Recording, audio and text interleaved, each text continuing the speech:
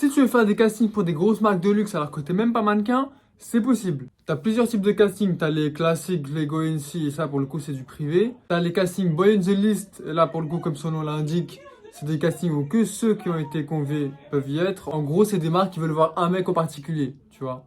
Et t'as aussi les open castings, où en l'occurrence tout le monde peut y aller parce que c'est des castings ouverts à partir du moment où tu as l'adresse. Ce qui n'est pas si simple. Parce que l'adresse en général, elle est communiquée que aux gens qui sont concernés, donc les agences de mannequins, les clients, les directeurs de casting.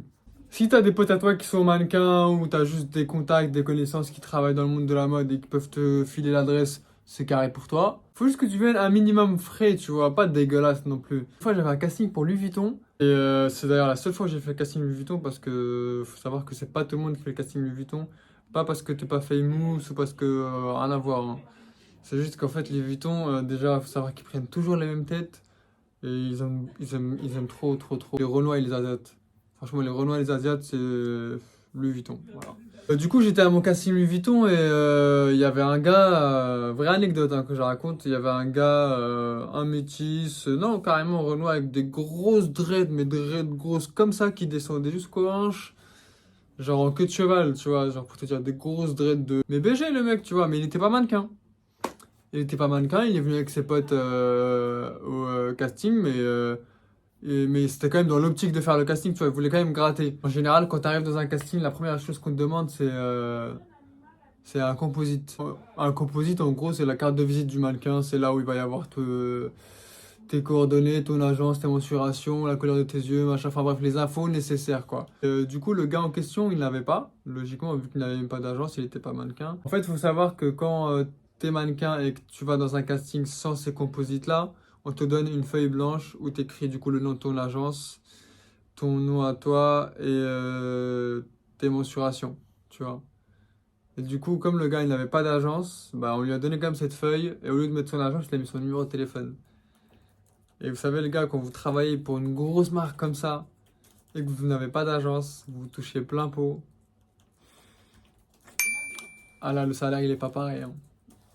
Là, le salaire il est pas pareil. Je ferai une vidéo où je parle des salaires, mais ça c'est une autre histoire. Bref, du coup, le gars, bah, il fait le casting, on a le voir, il lui dit qu'il avait pas de composite, il a pas d'agence, il est pas mannequin, mais il voudrait quand même faire le défilé. Le gars, au début, il le prend pour un casse-couille, quoi, tu vois, mais il lui donne quand même sa feuille blanche, il fait son taf. Le mec, il remplit sa feuille blanche, il paraît devant le directeur de casting, il prend les photos, il marche, parce que quand tu fais un casting, c'est ça. Tu prends les photos et tu marches. Il se trouve que le directeur de casting l'a bien aimé.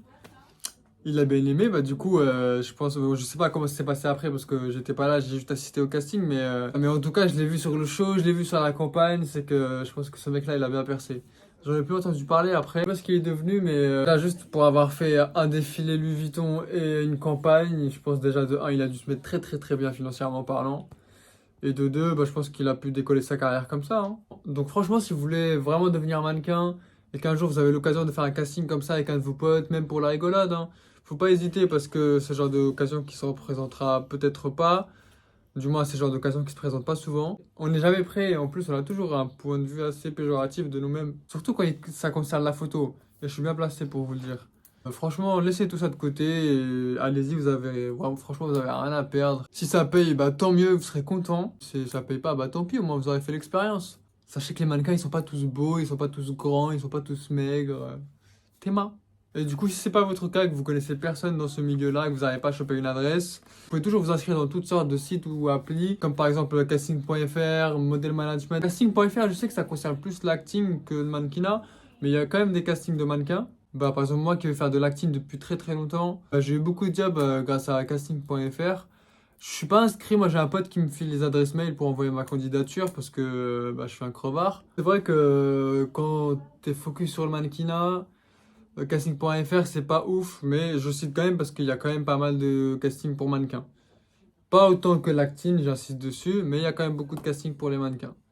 Et je crois que c'est 10 € le mois, un truc comme ça, genre un bail d'abonnement Netflix. C'est pas ouf, mais je le dis quand même, au moins vous savez qu'il y a moyen de gratter ici, t'as vu. Ensuite, il y a model management, alors là pour le coup c'est vraiment focus dans le mannequinat.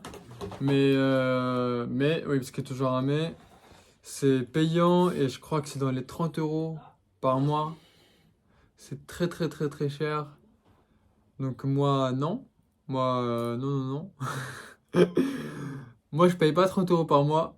Personnellement, après, vous, c'est vous qui voyez. Moi, je donne les tips et vous faites comme vous voulez. Moi, vraiment, juste, je diffuse les informations.